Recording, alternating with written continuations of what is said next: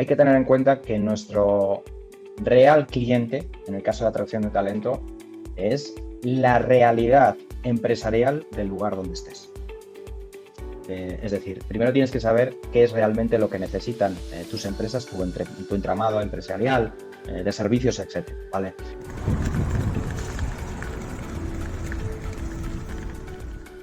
Sí, bueno, nosotros además, como curiosidad, ¿no? Y yo creo que esto es importante, fíjate que nuestra organización se llama Vizcaya Talent, ¿no? Vizcaya es uno de los territorios, una de las provincias vascas, ¿no? Y por lo tanto era bastante confuso porque además es una provincia que no se llama igual que su capital, que es Bilbao.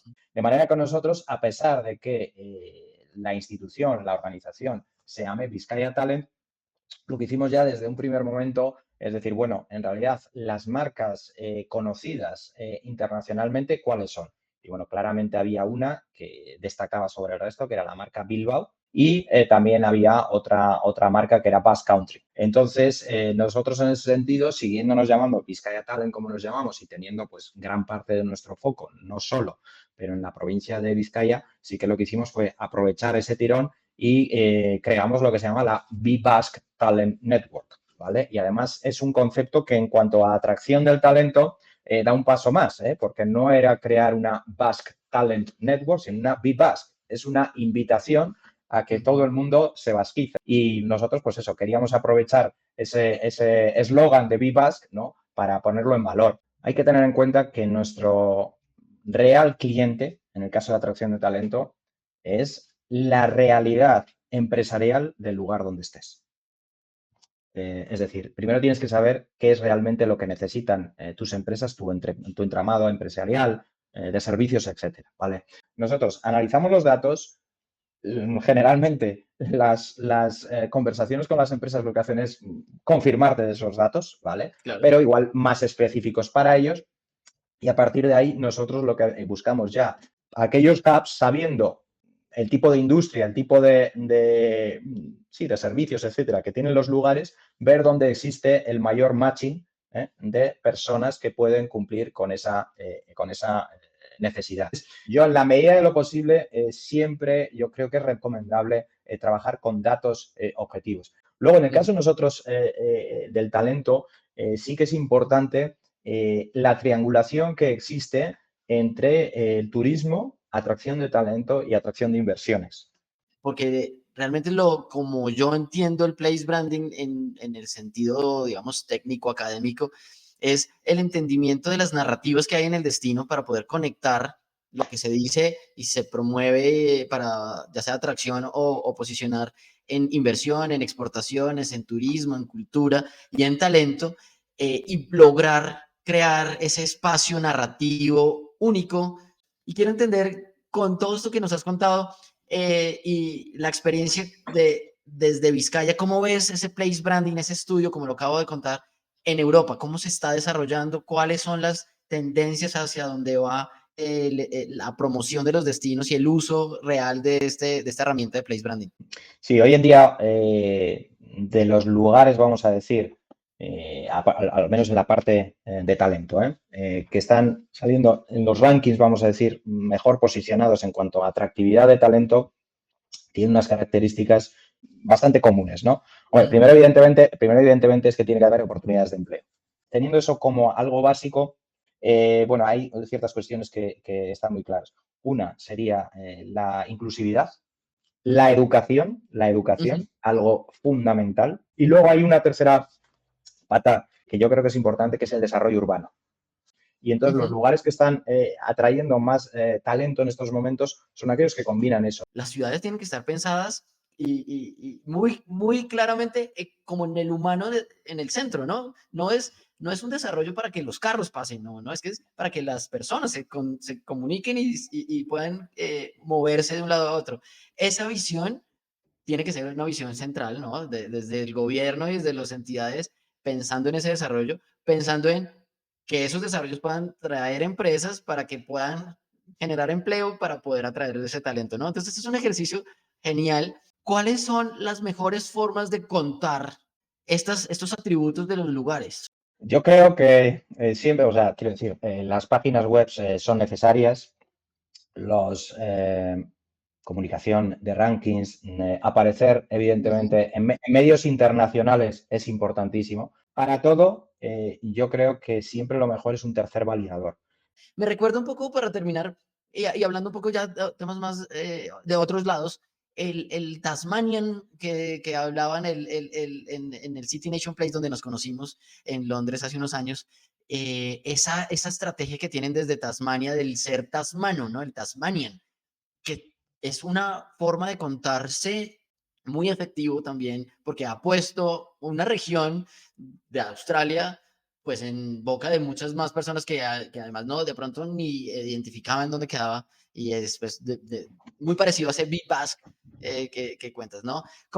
Tú que conoces también o has visto a todos contando sus cuentos, ¿cómo relacionas estos dos conceptos?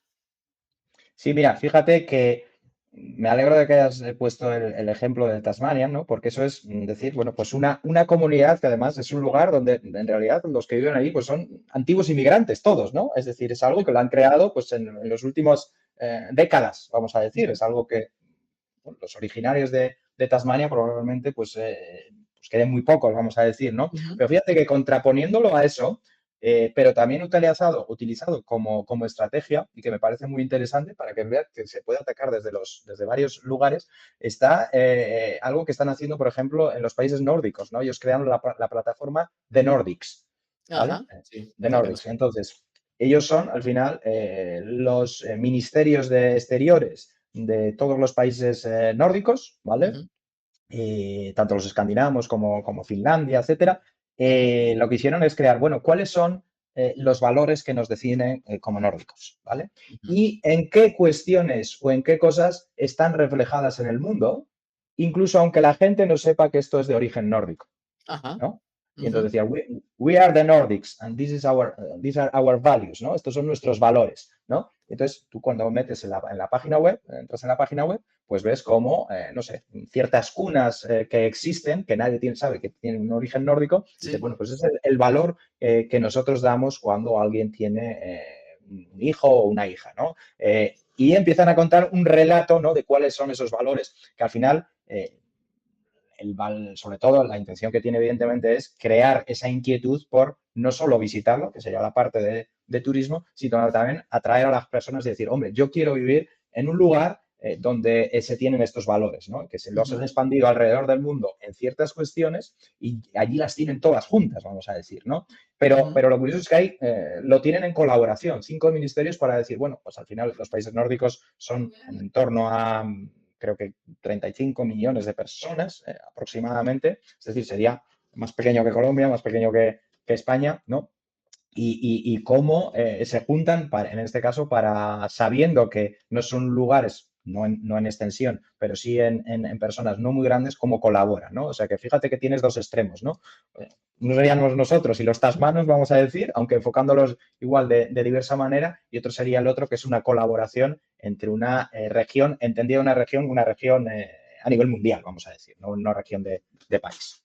No, y tiene además su propia marca, su propio reconocimiento, digamos que van juntos. Los vi en el Smart City Expo en Barcelona, el stand de Nordics, y uno decía, pero no es Suecia, no, es todos juntos con su cultura, exponiendo su visión. Aquí en este caso, en Barcelona era pues el tema de las Smart Cities, la tecnología.